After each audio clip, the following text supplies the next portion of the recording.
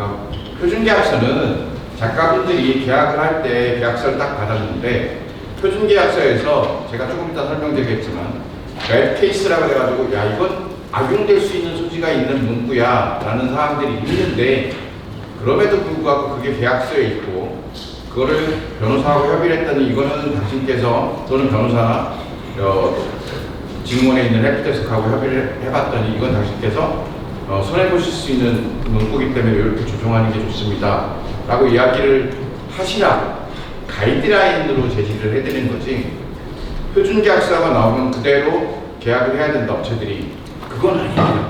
10개 종류입니다. 표준계약서는 6종인데 그 중에서 대부분 웹툰 계약서 파트들이 대부분 많이 활용되실 겁니다. 뭐 출판계약서도 마찬가지. 그런데 아쉬운 게 있습니다. 연구하는 사람 입장에서는 저희는 개정안을 만드는 작업이었고요. 계약서가 6종 이렇게 결정짓는 거는 한계가 규정을 할 때 계약을 하시려면 언제까지 규정을 하는 걸로 마음을 짓는다. 그래서 기한 결정 지켜야 돼요. 이런 사항들이 표준계약서에서 바뀌었다. 표준계약서를 계약을 하려고 계약서를 딱 받아보고 계약을 하려고 생각해보면 첫 번째로 떠오르는 이야기가 저작권이라는 단어에 대해서 이야기를 합니다. 저작권, 자기 저작권 하나만 있는 줄 알았더니 저작권에는 저작인격권, 저작재산권 뭐 이런 것들이 어마어마하게 많아요. 예를 들어서 설명드리면 동일성 유지권. 작가분들은 작품의 제목, 순서, 넘버링을 하시죠. 그거를 작가분들이 해놨는데 업체가 마음대로 바꿀 수 있느냐? 못 바꿉니다, 원래는. 그거를 동일성 유지권이라는 이야기로 하는 겁니다. 이제 계약을 하다 보면 제일 헷갈리는 단어 중에 하나가 해지와 해제입니다. 계약 해지는 우리 여기까지야. 이제 여기서 연을 끊자. 그래서는 연만 끊는 겁니다. 해제는 너하고 나하고는 끝이야. 완전 끝이야. 지금까지 줬던 거 다 내놔. 의 의미입니다. 그래서 계약 해제를 하면 업체한테 줬던 모든 파일과 모든 내 거는 다 돌려받으셔야 됩니다. 그리고 업체한테 요구하실 수 있습니다. 계약 해제가 됐으니 내 거에 관련된 본인에 관련되어 있는 모든 자료와 모든 내용들을 삭제하시고 나한테 확인 공문을 달라라고 요구하실 수 있습니다. 그 이후에 그 업체가 내 거에 관련되어 있는 어떤 활동을 해도 손해배상을 청구하실 수 있고 법적으로 거칠 수 있습니다. 해제는 틀리죠. 그 반대도 됩니다. 업체가 예를 들면은 나 어떤 업체에 대해서 뭐 알아. 해제한 다음에 그거에 대해서 어떤 얘기도 하실 수 없습니다. 그러니까 해제는 너하고 나하고는 끝이야. 완전 끝이야. 해지는 우린 여기까지야. 그러면은 그 전까지 했던 건 뭔가요? 적어도 유지되는 거.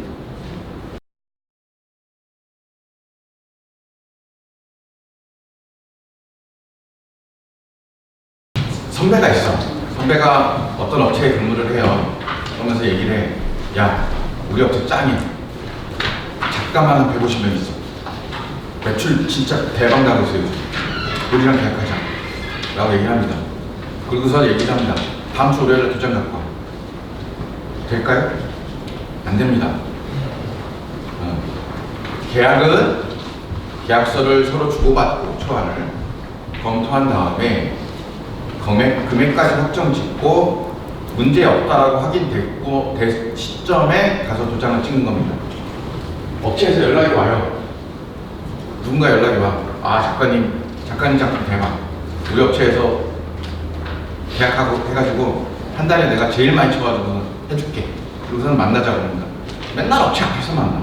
스타벅스에서. 맨날. 가보자 그랬더니 바빠. 그리고 3개월 있다 폐업하는 것도 있습니다. 가보셔야 합니다. 그 업체가 크든 작든 작아도 상관없습니다.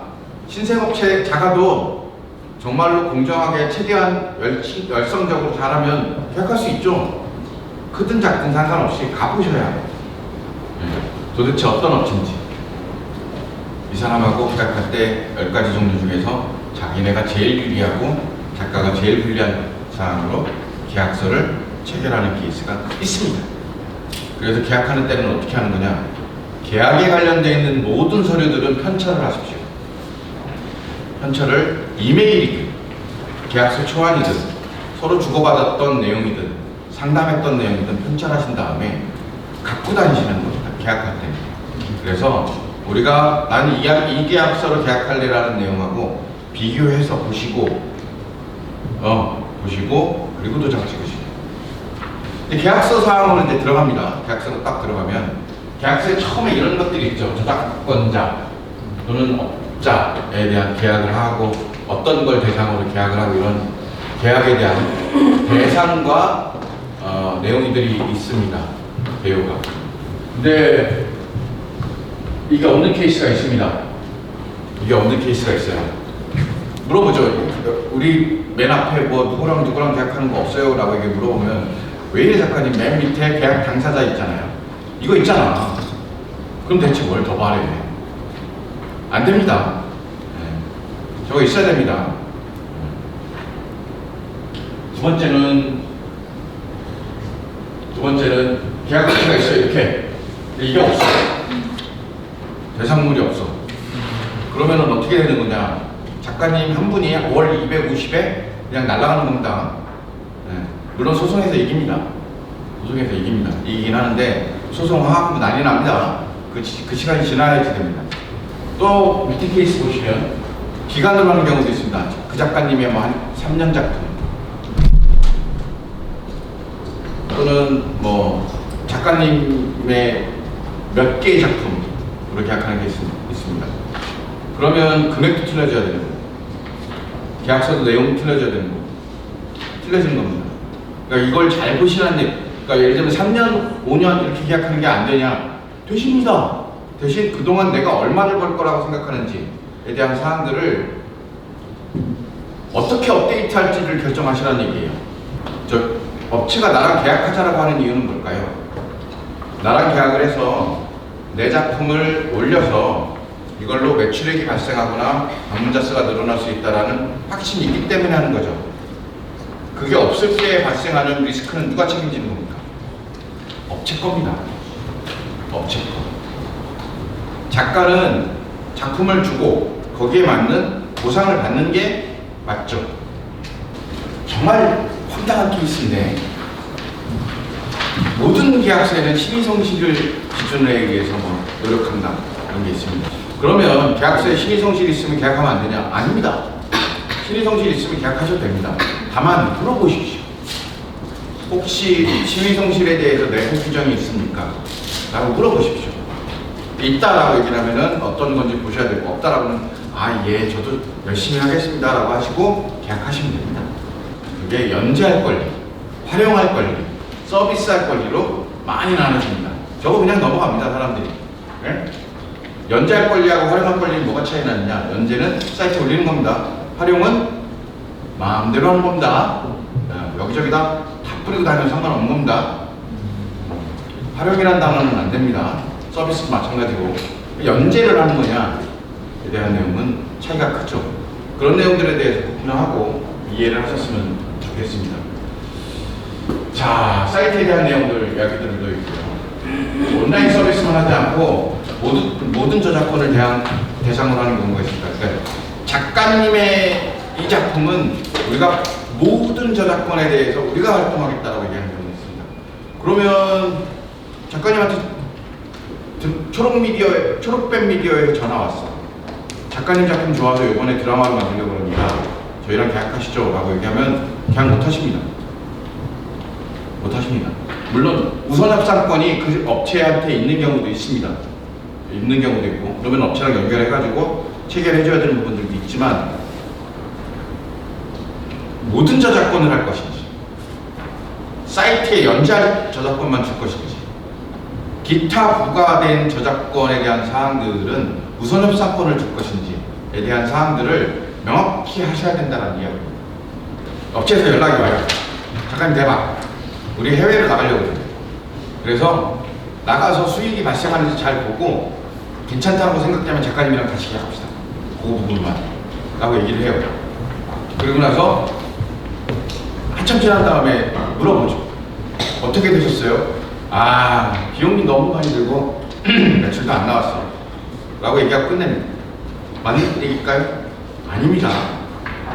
해외로 나간다라고 얘기하는 거는, 물론 네이버, 카카오, KT 같은 경우에는 해외 진출에 관련된 사항까지도 국내 계약이 다 포함된 케이스가 있습니다. 그거 빼고 중소형 업체들에 대한 내용들을 보면 국내 판권만 계약을 했는데 해외에 대한 사항까지도 그 사람들이 한다라고 얘기를 하면 그건 별도 계약을 하셔야 되는 겁니다. 제반 비용은 그쪽 업체에서 마음먹고 제반 비용으로 제외하려면 다 제외할 수 있습니다. 제반 비용을, 그러면 제반 비용이 포함된 계약서를 하면 안 되냐? 아닙니다.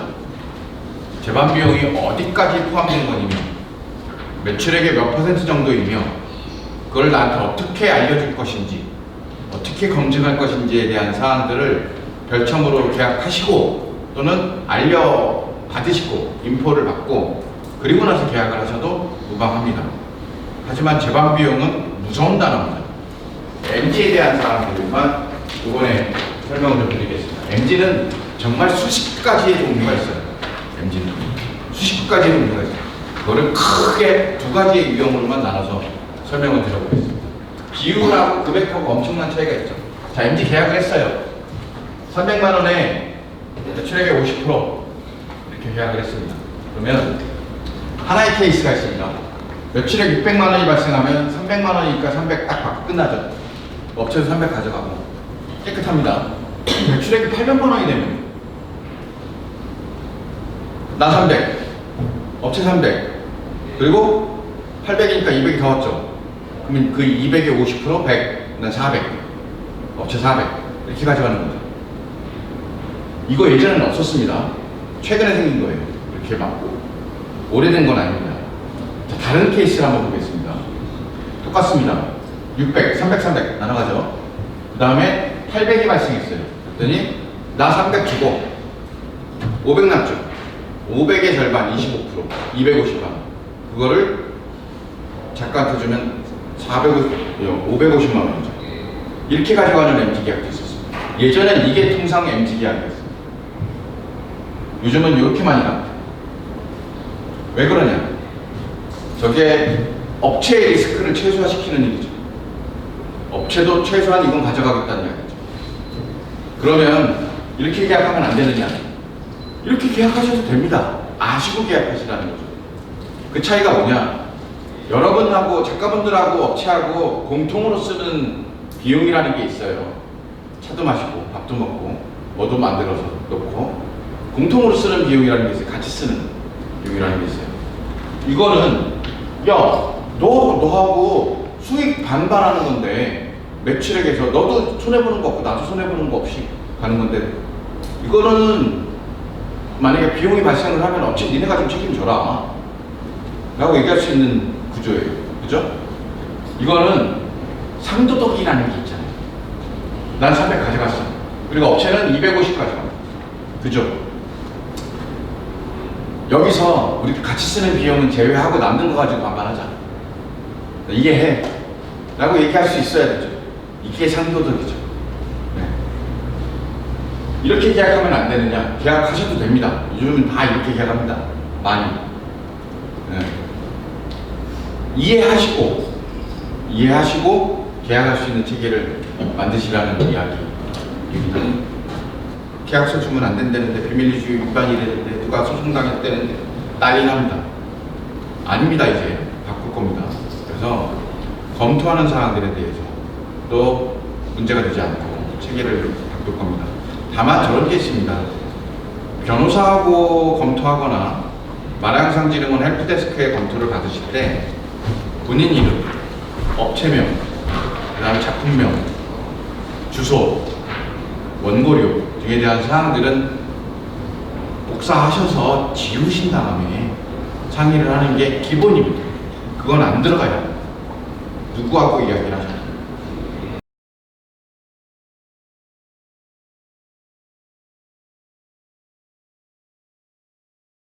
저작권, 이건 1번, 2번은 상관없고요. 2번은 문화부에서 요청한 건데 저희 사이트를 봤더니 뭐 웹이나 모바일이나 앱은 기본 베이스로 사이트를 베이스로 합니다. 그래서 사이트명을 지정하는 게 훨씬 더 효율적인 것 같아 보이고요.